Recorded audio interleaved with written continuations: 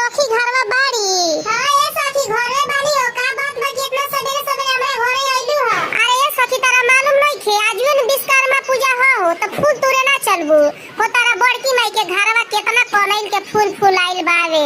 आए सखी उ त हमरो पता बा कि आज ये विश्वकर्मा पूजा हमरो फूलवा तुरही के रहल हवे हमहु जाते रहनी फूलवा तुरे खातिर। तो ये सखी चलो हमरे साथ फूलवा तुर लियल जा तारा बड़की माई के घरवा मीनवा के घरवा बड़ा फूल फुलाइल बावे दूसरो फूल बा हो मार्जनी के चमेली ओमेली के कुमुद मुद के फूल बा चलो तुर लिया जा बड़ा फूल रोपले बालो। आए सखी तू जा तुर ले हम बाद में तुर ले। ना ये सखी हम अकेले ना जाएम तू ही चलबू तो हम चलेम काहे से नु कि मीनवा के माई या मीनवा बड़ी झगड़ाहिन हलो बरिस बरिस के दिन आज मार्जनी के फूल खातिर लड़ाई करे लागिलो लड़ जाइलो एगो तो पूजा पाठ कोनो साल करे ललो नाही विश्वकर्मा पूजा के दिन अब देखिलो दूसरा के घरे पूजा होता विश्वकर्मा जी के नु तो फूलवे के बहाना मार्जनी के लड़े लागिलो हम अकेले ना जामे सखी चलो तू हमरा साथ आवा। आए सखी बतिया तू ठीके कहता हूं हमर बड़की माई मीना बड़ी बोले ललो हम ना जाने दादा मूड खराब कर दिलो। त ये सखी केकरा दुआरी पे फूल तुरे जाइबू केहू के दुआरी पे फूल बावे केहू रोपले बावे एगो उन्हीं के त दुआरी पे फूल बा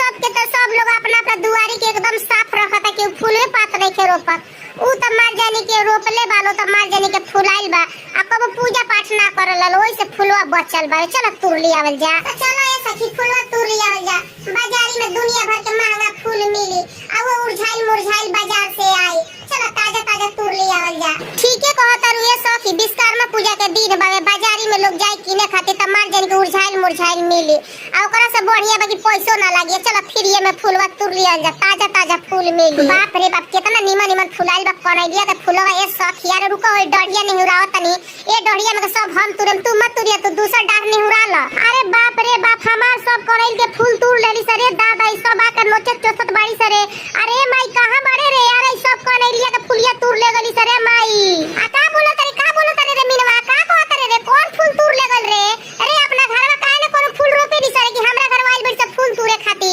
आए बड़की माई आए मीना फूलवा तुर ले दे रे तुर ले दे रोज रोज तारा दुआरिया पे हमनी के फूल तुरे आवनी जा हो आज विश्वकर्मा पूजा बा त तुरे आइले बाड़ी जा तुर ले बदलो। ना ना हमार कनैल के फूल मत तुरसा जाके बाजारी में से किन के लिया सा दूसरा के दुआर पे फूल नहीं खे जाके जोई के किनिया से लिया सा एगो हमरे दुआरिया पता नहीं के लौकता ढेर। आई काहे बड़की माई काहे एना बोला तारू कि फूलवा ना तुर के लेके जाए त साँझ ले फूलवा मुरझा के नीचे गिर जाई आए ना तुर ले जा त भगवान जी विश्वकर्मा जी के चढ़ गई त सवारत हो जाई। हमरा के अपन ज्ञान मत दस हमहू अपन साँझ ले फूलवा तुर के ले जाके हम बाजारी में बेचिया हमरा के 10 पैसा मिल जाई तहनी के तुर के ले जेबू सा त तहनी के हमरा के रुपया देतौ सा हम अपन ले जाके बाजार में बेचिया लोगवा हमरा के पैसा दिया फूलवा किन के लेके जाई आ हमरा फूलवा के लोग नु विश्वकर्मा जी पे चढ़ाइयो दी त अपन ज्ञान हमरा के मत दस तहनी के त एगो रुपया देबू सा ना चरनी देबू सा ना चलल बालो फ्री में फूल तुरे खातिर भागत रो कि नहीं।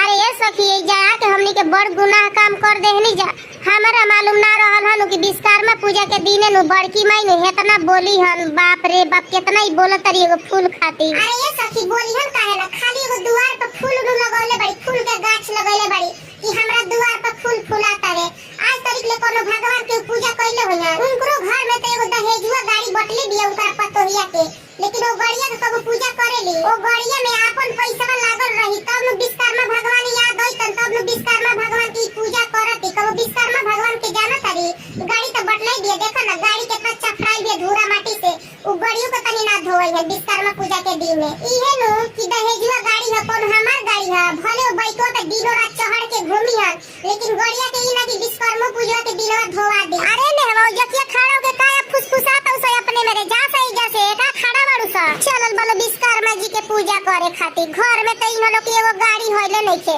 कबो अच्छी गाड़ी देखल ही नहीं खेलो एगो साइकिल भी साइकिल के पूजा करिलो। आये बड़की भाई गाड़ी के कम घमंड देखाओ कम घमंड में रहता हर गड़िया ना है दहेज के गाड़ी है दहेज में कम मित्र ठीक बनो विश्वकर्मा जी चाहिए नो तो हमनियो के घर में बड़ी जल्दी गाड़ी हो जाए ठीक बनो ढेर मत बोला हमनी के विश्वकर्मा जी के पूजा कर दी नो तबे हमर साइकिलिया नो कोई साल से चलता आज तरीक ले पंचर ना भर ठीक बनो आता हर गड़िया हमेशा में एड छेद होते रहेला आ दुकानिए पे जात रहेला एही सब देख ले विश्वकर्मा पूजा के दिने भी तू गड़िया के नहीं धोइले तार पैसा लागल रही तब तू धोई तू पतो के गाड़ी खाली तू घुमा घुई पर चढ़ के।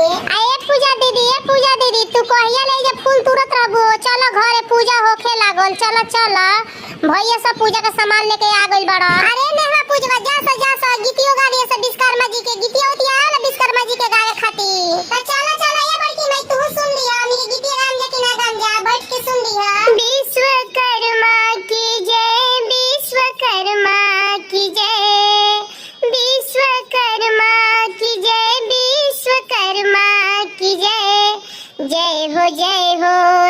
रक्षक सुधि धर्मा की जय।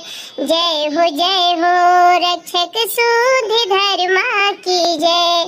विश्वकर्मा की जय, विश्वकर्मा की जय। जय हो रक्षक सुधि धर्मा की जय। विश्वकर्मा की जय, विश्वकर्मा की जय। जय हो रक्षक सुधि धर्मा की जय।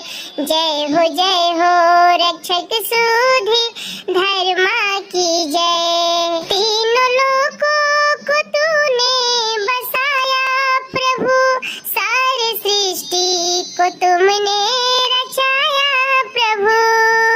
तीनों लोकों को तुमने बसाया प्रभु, सारी सृष्टि को तूने रचाया प्रभु।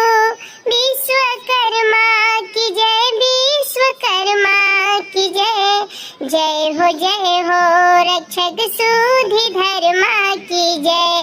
जय हो रक्षक सुधि धर्मा की जय। ज्ञान विज्ञान तूने बढ़ाया प्रभु, बस गाड़ी को तुमने बनाया प्रभु। ज्ञान विज्ञान तुमने बढ़ाया प्रभु, बस गाड़ी को तुमने बनाया प्रभु। विश्वकर्मा की जय, विश्वकर्मा की जय। जय हो रक्षक सुधि धर्मा की जय। जय हो रक्षक सुधि धर्मा की जय। अस्त्र शस्त्र के तुम ही निर्माता प्रभु, यंत्र तंत्र की तुम ही प्रदाता प्रभु। अस्त्र शस्त्र के तुम ही निर्माता प्रभु, यंत्र तंत्र की तुम ही प्रदाता प्रभु। विश्वकर्मा की जय, विश्वकर्मा की जय। जय हो रक्षक सुधि धर्मा की जय। जय हो रक्षक सुधि धर्मा की जय। विश्वकर्मा की जय, विश्वकर्मा की जय। जय हो रक्षक सुधि धर्मा की जय। जय हो रक्षक सुधि धर्मा की जय। विश्वकर्मा की जय, विश्वकर्मा की जय। जय हो रक्षक सुधि धर्मा की जय। जय हो रक्षक सुधि धर्मा की जय।